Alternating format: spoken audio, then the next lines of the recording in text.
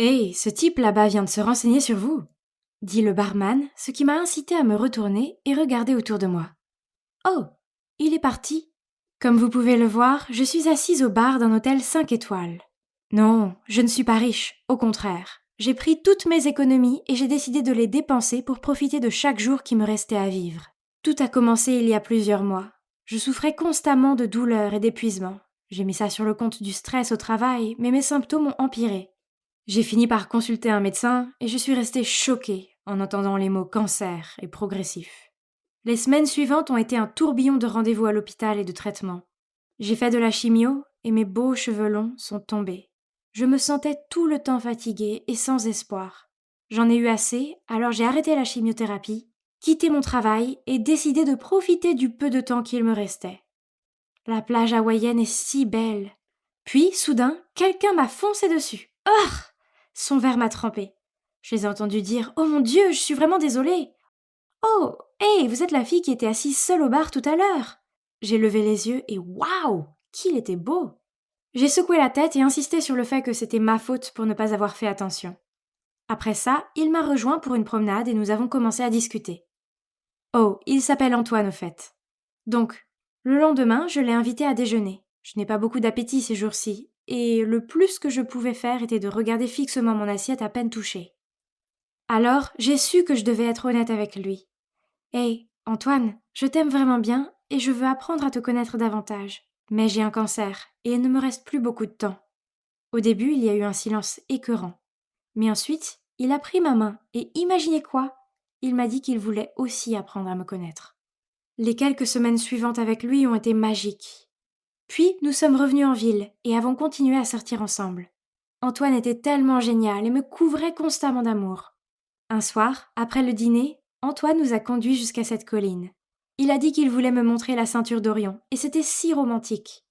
Je ne voulais pas gâcher ce moment, mais il y avait quelque chose que je devais lui dire. Antoine, j'ai vu le docteur aujourd'hui. Il a dit que rien n'avait changé. Bien qu'il ne l'ait pas mentionné, je suppose qu'il ne me reste plus beaucoup de temps. Mes larmes ont coulé sur mon visage. J'ai passé les meilleurs moments avec toi. Je crois vraiment que je t'aime. Soudain, Antoine s'est mis à genoux et m'a demandé « Ma chère Angela, veux-tu m'épouser ? C'est le moins que je puisse faire pour toi. » J'étais sans voix, alors j'ai hoché la tête et je l'ai serré fort dans mes bras. J'étais trop heureuse. Je n'ai pas pu m'empêcher de partager notre histoire d'amour sur les médias sociaux. Rapidement, des milliers de personnes l'ont aimé et partagé en disant quel couple inspirant nous étions. C'était fou, mais fantastique. Leur soutien m'a donné l'impression que je pouvais affronter mon cancer, le monde, tout. J'ai commencé à remarquer qu'Antoine recevait beaucoup d'attention de la part des autres filles. Elle savait qu'il était le gars qui avait fait sa demande à la fille mourante, alors elle semblait s'attrouper autour de lui et l'admirer. Puis, un jour, alors que nous étions ensemble au magasin de robes de mariée, je suis sortie de la cabine d'essayage dans cette magnifique robe, me sentant comme une princesse. Mais j'ai alors vu Antoine parler à une autre fille. Elle a touché son épaule et je l'ai entendu dire « Ta fiancée a beaucoup de chance de t'avoir ». Puis elle s'est penchée plus près de lui. « Antoine !» je lui ai sifflé et j'ai demandé « Bébé, de quoi j'ai l'air ?» Il s'est détourné de la fille et m'a regardé fixement. « Ouais, magnifique !» Il a souri maladroitement. Je n'ai pas pu m'empêcher de me sentir mal. Je sais que c'est un homme attirant, mais il était sur le point de m'épouser. Ce n'était pas du tout agréable de le voir flirter avec quelqu'un d'autre à l'essayage de ma robe. Pourtant, j'ai essayé de mettre tout cela de côté, car je voulais profiter du peu de temps qu'il me restait. Le mariage était un rêve devenu réalité. C'était un jour si magique. Puis, juste avant notre lune de miel, je suis allée voir mon médecin. À mon grand et complet choc, il m'a dit « Je suis content de vous informer que vous êtes en voie de guérison. » Oh mon Dieu! Je n'en croyais pas mes oreilles. Je me sentais mieux. Je me suis précipitée à la maison pour annoncer la bonne nouvelle à Antoine, mais sa réaction n'a pas été celle que j'attendais. Son visage s'est effondré. Il est d'abord resté sans voix, puis il a bégayé. Félicitations, chérie. Qu'est-ce que ça veut dire? Quoi qu'il en soit, notre lune de miel a été merveilleuse. Mon appétit était revenu et j'en profitais au maximum. Miam, la nourriture a si bon goût. Cela n'est pas passé inaperçu auprès d'Antoine et il m'a dit « Tu peux essayer de mâcher plus doucement ?» Peu importe, j'avais l'intention d'apprécier ma nourriture. Quand nous sommes revenus à la maison, j'ai emménagé dans son appartement. Pour l'amour de Dieu, il y avait des assiettes sales et des chaussettes puantes partout. Comment quelqu'un d'aussi méticuleux sur son apparence pouvait-il vivre dans un tel état? Je me suis dit qu'il n'y avait pas de problème, que je l'aimais et que je devais apprendre à aimer son désordre. C'était si bon d'être en vie, et j'admets que j'ai peut-être exagéré sur les snacks, les gâteaux, les repas à l'extérieur, et oui, j'avais pris quelques kilos en trop, alors les tâches ménagères étaient un peu trop pour moi. D'ailleurs, pourquoi devrais-je les faire? C'était son bordel. Mais une fois, quand j'en ai eu marre de voir ses caleçons puant partout, je lui ai demandé: comment un type qui te ressemble peut-il vivre dans ce trou à rats? Mais il m'a ignoré et est allé directement au lit, et ses ronflements bruyants n'ont pas tardé à suivre. Qu'est-ce qui se passe? Où était l'homme gentil et charmant que j'avais épousé? Lassée, j'ai fait de mon mieux pour nettoyer un peu l'endroit. J'étais essoufflée et je transpirais beaucoup. Ma tête me démangeait super bien, alors j'ai enlevé ma perruque et je me suis gratté le cuir chevelu. À ce moment-là, j'ai entendu Antoine crier, et quand je me suis retournée, il se tenait le visage de peur. Bébé, qu'est-ce qui ne va pas? Je me suis précipitée vers lui. Oh, je vois, j'ai éclaté de rire. Ah, c'était juste trop inconfortable de porter cette perruque, alors je l'ai enlevée, c'est tout. Mais regarde, mes cheveux repoussent. En tremblant, il a bégayé. Tu portais une perruque tout ce temps? Tu as l'air terrifiante. Eh bien, oui, je suppose que les cheveux qui poussent en dents de scie me donnaient l'air assez effrayante.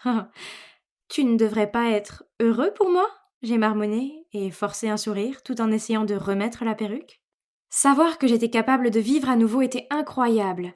Mais vivre, avec mon mari lunatique et insouciant, maintenant, ce n'était pas si génial.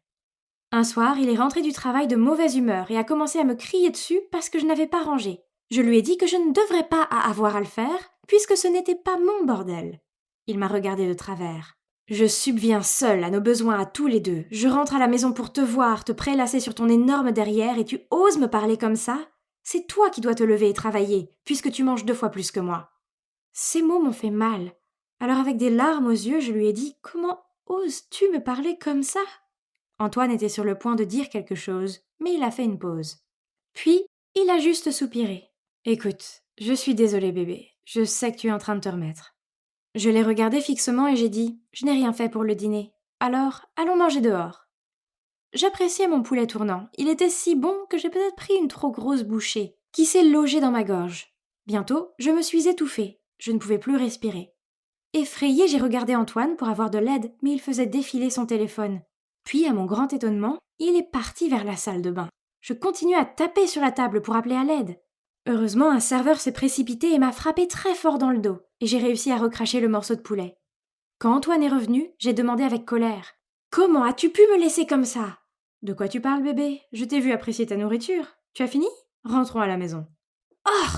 Il savait parfaitement que je m'étouffais. Quel crétin! Tout ce que j'avais pensé et attendu de lui s'est effondré. Il était prêt à me laisser mourir étouffé plutôt que de m'aider. Le problème était que notre histoire d'amour était si célèbre maintenant, et même si je savais qu'Antoine et moi ne pouvions pas nous supporter, l'idée de nous séparer et d'être chahutés par les autres me rendait malade. Je suppose que j'étais coincée avec lui pour toujours. Donc nous avons dû continuer à nous tolérer l'un l'autre. Puis un soir, alors que je grignotais des chips et regardais la télé, mon téléphone a sonné. C'était un numéro inconnu. Bonjour, êtes-vous la femme d'Antoine? Antoine a eu un accident de voiture et nous avons vraiment besoin que vous veniez ici. Je me suis figée pendant quelques secondes. Désolée, faux numéro. Et j'ai raccroché. Mon téléphone a sonné plusieurs fois encore, mais je n'ai pas répondu. La culpabilité a commencé à m'envahir, alors j'ai pris mon sac et je me suis précipitée à l'hôpital. L'infirmière m'a dit de signer des papiers pour qu'Antoine puisse être opéré. Un stylo à la main, j'ai hésité. Excusez-moi, où est la section sur le don d'organes? J'ai demandé. Mon mari est prêt à faire un don si quelque chose de grave arrive. Ce n'est pas le bon moment pour poser cette question, m'a crié l'infirmière. À ce moment-là, les parents d'Antoine se sont précipités paniqués. Je leur ai donné les papiers et je suis retournée furtivement à l'appartement. Après cela, j'ai longuement réfléchi à notre relation. Elle avait été si passionnée au début, mais j'ai réalisé que je ne l'aimais pas du tout et lui non plus. Toutes nos décisions étaient prises intensément et rapidement en fonction de l'idée que je pourrais mourir plus tard. Nous étions trop têtus pour admettre l'échec et nous éloigner, et maintenant nous étions malheureux. Quelques semaines plus tard, Antoine est rentré en fauteuil roulant et nous sommes restés assis dans un silence gênant. Puis j'ai brisé la glace. Le soir où je me suis étouffée au restaurant, tu as fait exprès de m'ignorer? Antoine m'a répondu par une autre question. Est-ce vrai que tu voulais faire don de mes organes au lieu de m'aider à me faire opérer? J'ai répondu: je suis désolée. C'était le seul moyen auquel j'ai brièvement pensé pour sortir de ce mariage. Il a soupiré. Je sais, moi aussi. Je pense que nous sommes trop semblables et que c'est pour ça que ça ne marche pas. Il a fait une pause. Je pense qu'il est temps que nous mettions un terme à tout ça. Alors finalement, nous avons cessé de nous supporter et avons demandé le divorce. Les gens sur les médias sociaux étaient furieux et ont posté beaucoup de commentaires venimeux tels que Tant pis pour le couple qui nous inspirait et Pour moi, ça crie au mariage frauduleux. J'ai décidé de fermer tous mes comptes en ligne, leur opinion n'ont plus d'importance. J'ai le soutien de ma famille et c'est le plus important. Étonnamment, je suis toujours amie avec Antoine. Nous avons vécu beaucoup de choses ensemble. Et il n'est pas si mauvais. Mais je ne veux jamais vivre avec lui. Ah. J'ai même rencontré mon petit ami actuel grâce à Antoine, car c'est lui qui m'a présenté à lui. N'est-ce pas drôle? Parfois les choses ne se passent pas comme prévu, mais ce n'est pas grave. Vivre un mensonge juste pour sauver un ego meurtri est bien pire. Oh, au fait, ce sont mes vrais cheveux. Je suis maintenant en parfaite santé. Rappelez-vous, on ne vit qu'une fois. Alors ne perdez pas votre temps à essayer de plaire aux autres, mais profitez plutôt de la vie et vivez-la au mieux.